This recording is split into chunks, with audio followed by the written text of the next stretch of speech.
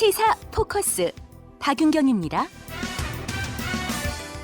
애청자 여러분 안녕하십니까? 9월 17일 화요일 시사 포커스 박윤경입니다. 오늘로 동해안에 산불이 난 지 166일째입니다. 하지만 이재민들은 6개월째 산불이 남긴 피해와 싸우고 있는데요. 오늘은 속초 지역 연결해서 산불 이재민들의 소식을 전해듣도록 하겠습니다. 동해안과 신가평을 지나는 송전선로의 건설을 반대하는 평창군 송전탑 반대투쟁위원회가 출범 소식을 알렸습니다. 평창군 송전탑 반대투쟁위 송양석 간사와 자세한 이야기 나눠보겠습니다. 이어서 화요일 코너죠. 소비자 시대에선 최미숙 주무관이 모바일 상품권 사용과 관련해 정보를 전합니다. 광고 듣고 잠시 후 돌아오겠습니다. 네, 오늘로 동해안에 산불이 난 지 166일째입니다. 하지만 올해 4월 초 집과 일터를 덮친 산불 때문에 이재민들은 6개월째 산불이 남긴 피해와 아직도 싸우고 있는데요. 시사포커스에서 지난달에 고성 지역을 연결해 이야기를 들어봤습니다만 오늘은 고성보다는 더디게 피해 보상이 이뤄지고 있는 속초 지역을 연결해서 이야기를 들어보려고 합니다. 속초 산불 비대위원회 장일기 위원장 전화 연결되어 있습니다. 안녕하십니까? 네, 안녕하십니까? 네, 반갑습니다. 네네. 지난번에는 고성 쪽에서 말씀을 나눴었는데요. 비대위가 고성과 속초 이렇게 나뉘어서 구성이 되어 있나 봐요? 네, 그렇습니다. 맨 처음에 공대로 가다가요. 예. 지금 고성 쪽에서 같이 못 가겠다 해가지고 지금 따로따로 갔다가, 예. 저번 달에 고성군 비대위의 위원장이, 좀 내려가고, 네. 사퇴를 하고, 예. 좀 불미스러운 일이 좀 몇 개 좀 있었던 것 같은데. 예, 내부적으로 좀 네. 복잡한 상황들이 있는 것 같습니다. 네네네. 최근 소식 중에 일부 매체에서 산불 이재민들이 한전을 네. 상대로 소송을 간다 이런 소식을 접했습니다. 이거는 어떻게 된 건가요? 네, 지금 손해사정인의 그 조사를 받은, 실사를 받은 그 피해민들은, 많이 나오신 분도 있고 적게 나오신 분들이 있거든요. 예. 적게 나오신 분들이 이제 좀 모여가지고 소송을 간다는 얘기가 들리고요. 네. 가장 소송은 한전이 지금 바라고 있는 일이고, 네.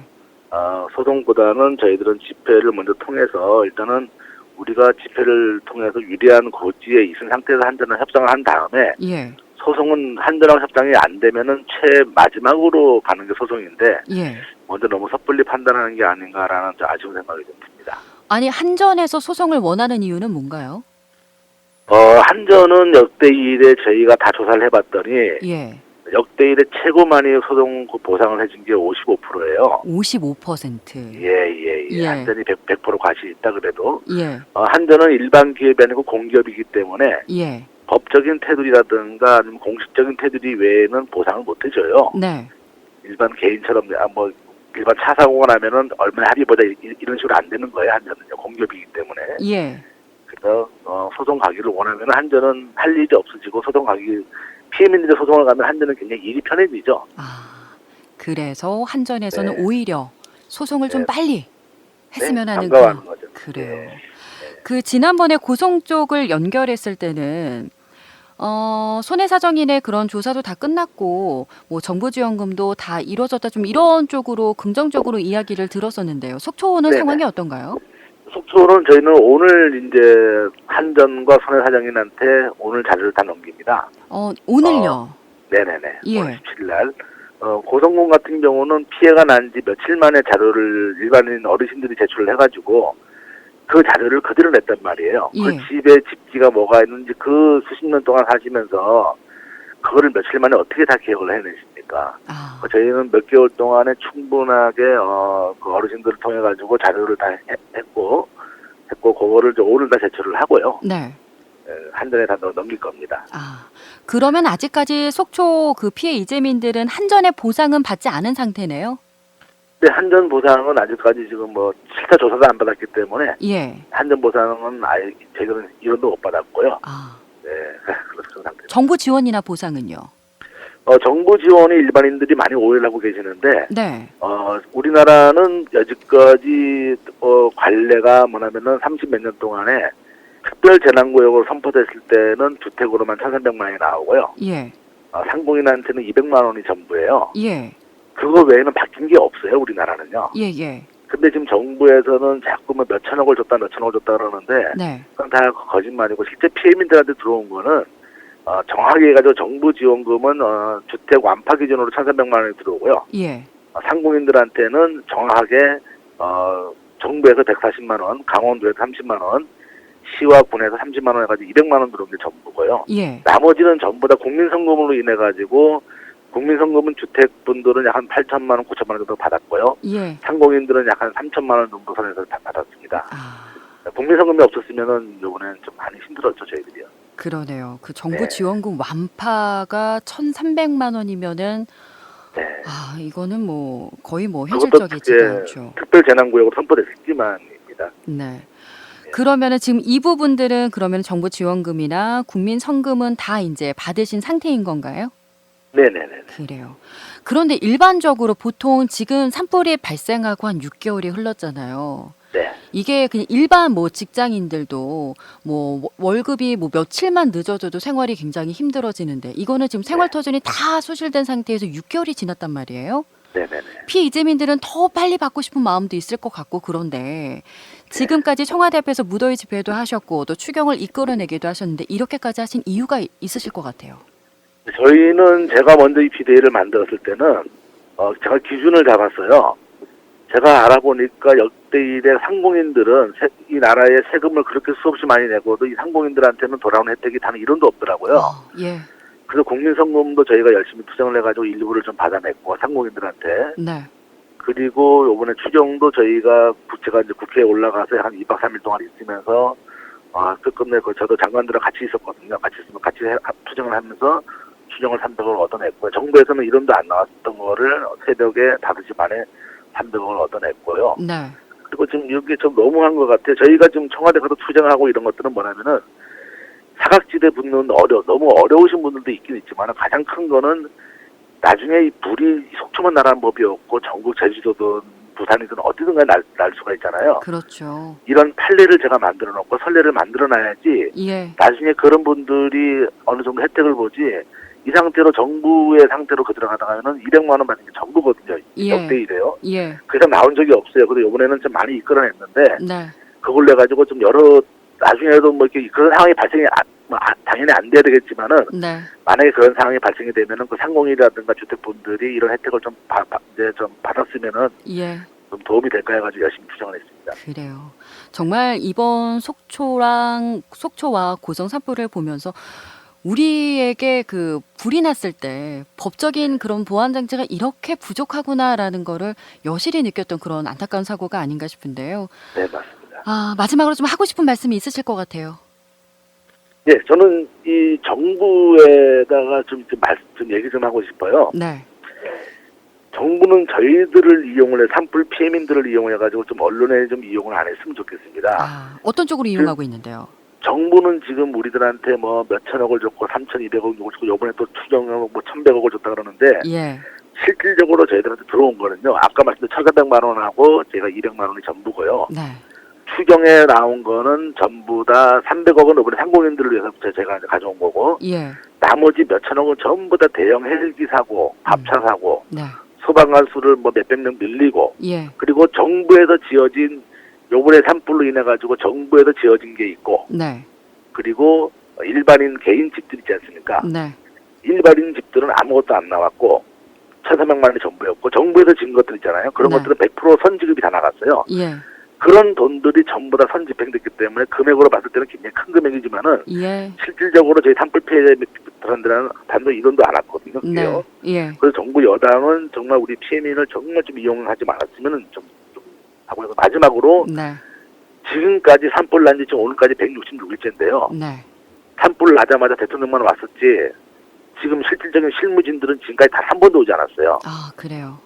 그래놓고 무슨 언론에 대놓고 이 산불 피해민들을 위해준다고 한 번도 지금까지 다 한 번도 안 찾아와 놓고 뭔 산불 피해민들을 어떻게 지내는지도 모르고 너무 책상적인 이게 탁상 공론에 의해 가지고 하는 게 저희들은 너무나 억울하고 안타깝습니다. 네. 물론 이 사회 안전망을 재정비하고 구축하는 일도 중요하긴 합니다만 이 피해 이주민들의 그런 좀 고통과 좀 아픔도 좀 헤아려 주셨으면 하는 그런 좀 안타까움에서 말씀을 하신 것 같은데요. 네, 그렇습니다. 예, 좀 잘 들어 주셨으면 하는 바람입니다. 말씀 여기까지 듣죠. 고맙습니다. 네, 고맙습니다. 네, 지금까지 속초 산불 비대위 장일기 위원장이었습니다.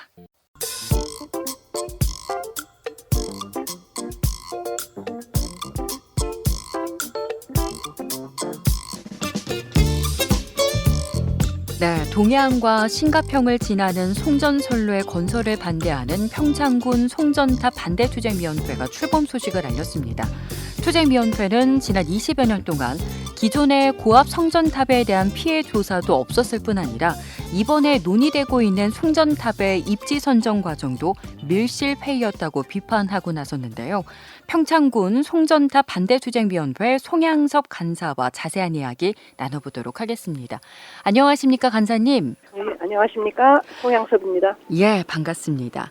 자, 이미 강원도에는 고압 송전탑이 들어서 있는데요. 지금 평창군에도 추가로 송전탑이 들어온다고요? 네, 송전탑이 들어온다고 얘기를 듣고 보니까 엄청 많아요. 기존에 지나가는 거 765도 있고요. 물론 345도 있고 154도 있고 많아요. 아, 이미 평창군에 지나가는 송전탑이 많나요? 엄청 많죠. 그런데, 강원도 예. 관광지라는데 송전탑 마을 되겠어요. 아, 그런데 거기에 또 추가로 들어선다고 하니 지금 네. 반대하는 투쟁위원회를 출범을 하신 것 같은데요. 이게 네. 추가로 송전탑이 세워지게 되면은 뭐 어떤 피해가 좀 우려되시는 거예요? 피해는 시간이 너무 많이 걸릴 정도로 정말 피해 너무 많이 얘기 듣고 있어요. 어떤 피해들이요?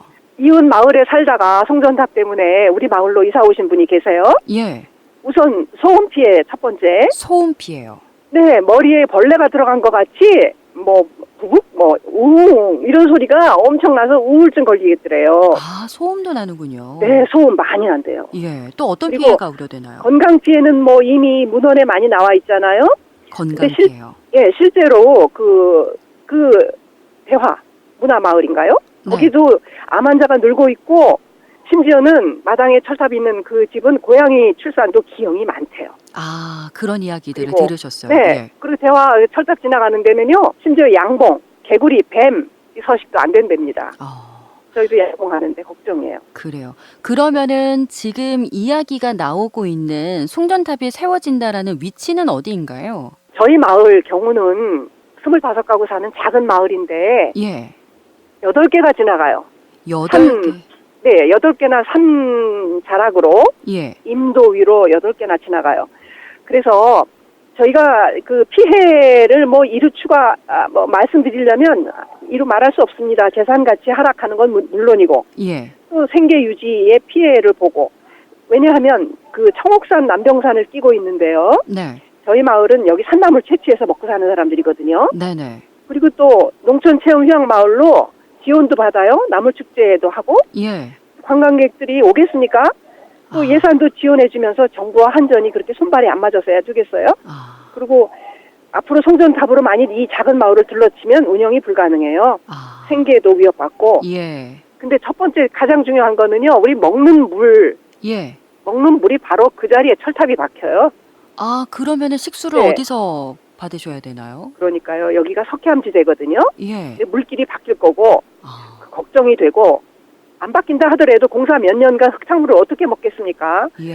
그다음에 뭐 소수 인권 무시하는 거죠. 예. 도시를 관통하는 최단거리 코스를 선택해야 되는 거 아니겠어요? 예. 근데 도시 주민들 반대한다고 소수의 희생을 담보하는 거예요. 이 소수 아, 인권 예. 무시당하는 거죠. 그러니까 지금 간사님이 사시는 마을에 송전탑이 세워진다는 거네요. 네, 그거를 제가 불과 7월 11일인가 예. 중순에 알았어요. 3년 전부터 회의를 22번이나 했대요. 그동안 입지선정위원회 회의가. 아. 근데 예. 올해 7월 11일 날 알았어요. 그런데 예. 말도 안 되게 한전에서 이장한테 예.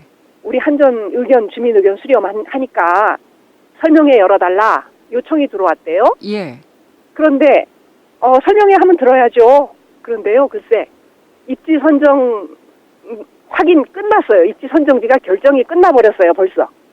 설명회를 그래놓고- 열기도 전에요. 네네네. 예. 거기에 입지 선정위원들이라는 분들이 지역 사정도 사실 모르고 무엇보다도 주민들하고 소통을 해야 되지 않겠어요? 예. 한 번도 들어본 적도 없고 누가 위원인지도 몰랐고. 예. 그런데 한전 계획은 어떤지 아세요? 어떤 계획 갖고 올해 있던 10월부터 특량이에요. 21년도, 20년도에는 환경영향 평가하고 22년도에는 실시계획 승인 절차 나오고 22년도부터 공사 진행하겠다는 겁니다. 이미 계획이 다 끝났네요. 다 끝났어요. 다 끝난 걸 가지고.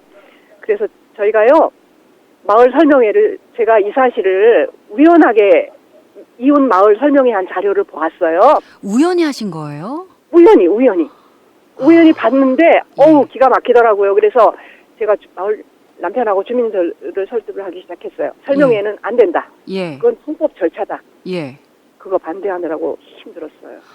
아니 이게 말씀을 듣고도 믿기지가 않는데 가능한 일인가요? 내가 사는 마을에 송전탑이 거대한 송전탑이 세워지는데 네. 그게 이미 3년 전부터 뭐 몇 차례 22번이나. 22번이나 회의를 거쳐서 내가 사는 마을에 들어온다는 사실을 최근에서야 그것도 네. 우연히 듣는다는 게 가능한 건가요?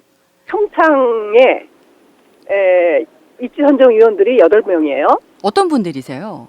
뭐 이장협의회 회장, 번영회 회장, 심지어는 저 이장 그만둔 사람도 현직 이장이 있는데도 예. 그분도 위원이고 또 정말 명예훼손 당할까봐 이로 말을 못 하겠는데요. 예. 이번에 최종 회의도 참석하지 말아달라, 정족수를 채우지 말아달라 그렇게 부탁을 했는데 예. 얼마 전 회의에 가서 우리가 반대하겠다 그래놓고 예. 몰래 참석했어요. 예. 그래놓고 우리가 가야 반대를 할 거 아니냐? 예. 반대는요 다 짜고 치는데 무슨 반대가 이제 다 결정됐는데요. 예. 그래서 정족수라도 채워주지 마라. 예. 모르는 주민들은 그 말을 또 믿어요. 예. 주민들 속이는 거예요. 와. 굉장히 좀 답답하신 상황일 것 같은데. 답답합니다. 아유, 아까 그 산나물 채취해서 먹고 산다고 말씀을 하셨는데 정말 그냥 산골 주민들이세요. 아무것도 잘 모르시는 몰라요. 이제 이 어려운 싸움을 위해서 하나하나 지금 과정을 밟고 계시는데 무엇보다 생활터전에 좀 이런 것들이 들어오는 문제인 만큼 지역 주민들의 의견 수렴이 가장 먼저가 아닐까 좀 이런 아쉬움이 드는데요. 맞아요. 앞으로의 과정들 시사 포커스에서도 또 한 번 관심 갖고 또 연결하도록 하겠습니다. 계속적인 활동 도와주세요. 응원하도록 하겠습니다. 고맙습니다. 감사합니다. 네, 지금까지 평창군 송전탑 반대투쟁위원회 송양섭 간사였습니다. 여러분은 지금 생방송 시사 포커스 박윤경입니다를 듣고 계십니다. 네, 매주 화요일 이 시간은 각종 소비자 민원과 분쟁 사례를 알아보는 지금은 소비자 시대입니다. 강원도 소비생활센터 최미숙 주무관 만나보도록 하겠습니다. 안녕하세요. 네, 안녕하세요. 명절 잘 보내셨어요? 네, 그렇습니다. 자, 연휴를 보내고 났더니 이번 한 주가 참 피곤한 한 주가 되고 있는데. 네. 자, 오늘 어떤 이야기 나눠볼까요? 네. 명절 때 선물 많이 주고받았잖아요. 네. 아마 특별히 이제 젊은이들 같은 경우는 상품권 많이 받았을 텐데 네. 아무래도 모바일 상품권들이 요즘에 20, 30대를 중심으로는 자리를 잡고 또 그게 그렇죠. 굉장히 인기잖아요. 네. 근데 이 모바일 상품권이 기존에 사용하는 종이 상품권에 비해서 조금 불공정하게 사용하기에 불편한 점이 있었거든요. 그래요. 그래서 이제 국민권익위원회하고 공정거래위원회에서 서로 협업을 해가지고요. 이제 2만 6천 명 정도가 국민 참여를 했어요. 그래서 그 모바일 상품권에 대한 개선 방안을 만드는 게 있는데 네. 오늘은 이 내용에 대해서 말씀을 드리도록 하겠습니다. 저도 그렇지만 요즘은 생일에 이런 모바일 상품권을 주는 게 거의 뭐 일반적이 된 것 같은데 이 모바일 상품권의 시장 규모가 얼마나 될까요? 네, 통상적으로 2017년도에 조사를 했을 때가 1조 2016억 원이었어요. 네. 근데 이제 작년 같은 경우 기준으로 봤을 때는 1조였던 게 2조로 뛰었고요. 와. 2조 1,086억 원으로 1년 새 거의 1조 가까이가 그러네요. 모바일 시장 규모가 늘었다 그러는데 1조라는 금액이 사실은 저는 얼마나 큰지 감도 잡을 수가 없는 그런 그렇죠. 금액인데 아무튼 이렇게 폭발적으로 모바일 상품권 시장이 큰 규모로 늘어났다 이렇게 보시면 되겠죠.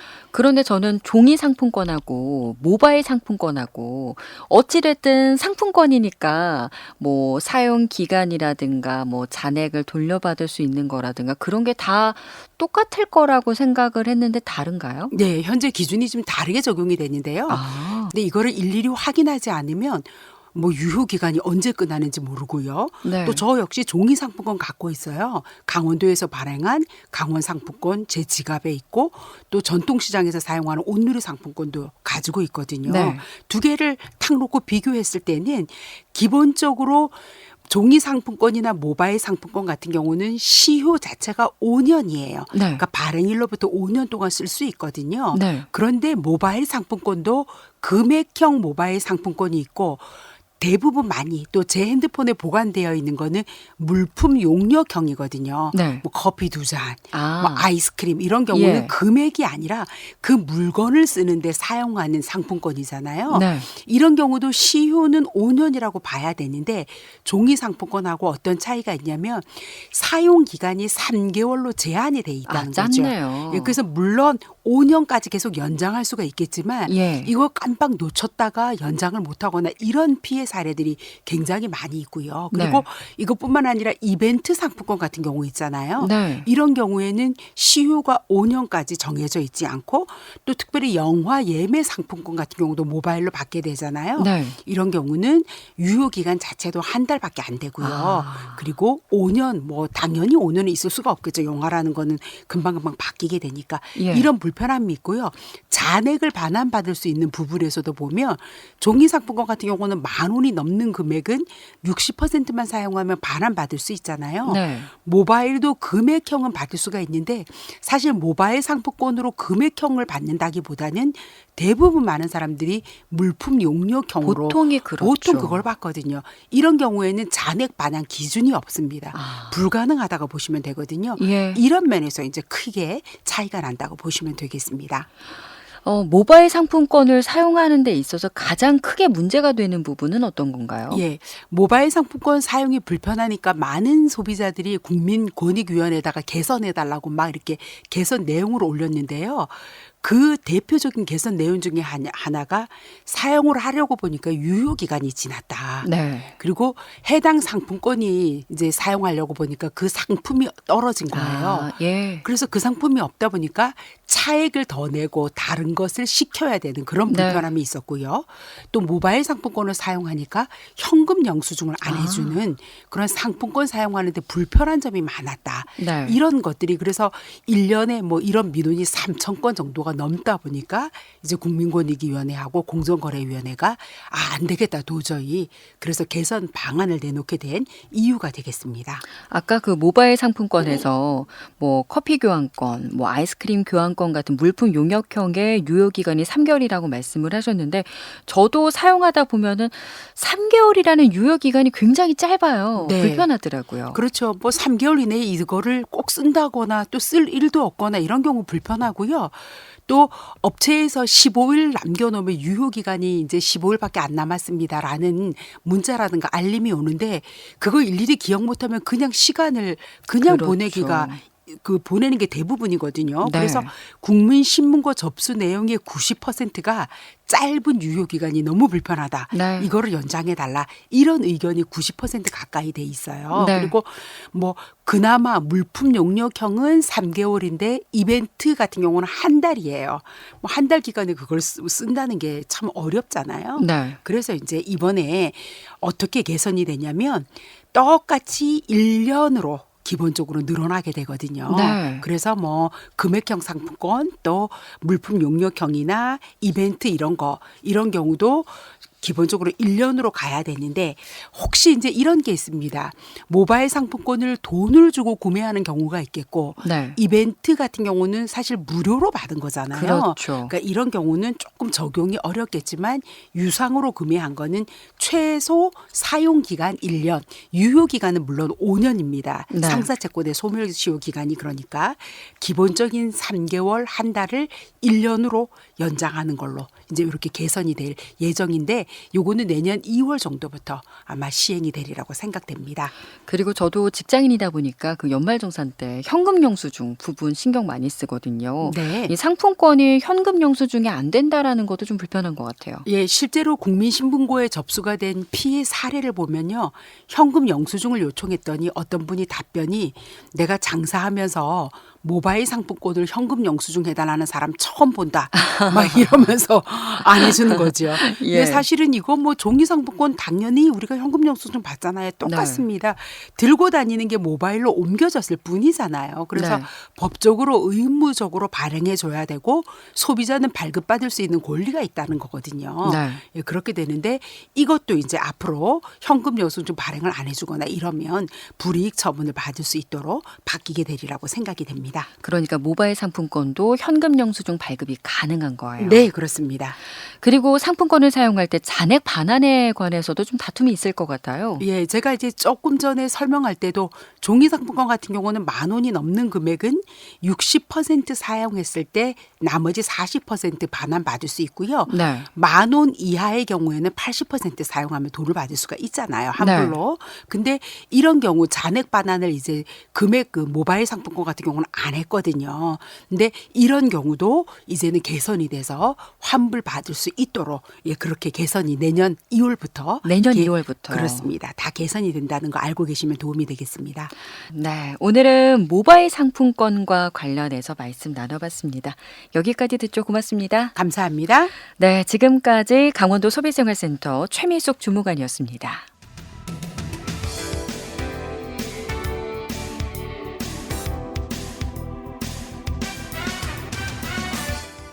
네, 시사포커스 박윤경입니다. 준비한 소식 여기까지입니다. 저는 내일 낮 1시 30분에 다시 찾아뵙겠습니다. 애청자 여러분 고맙습니다.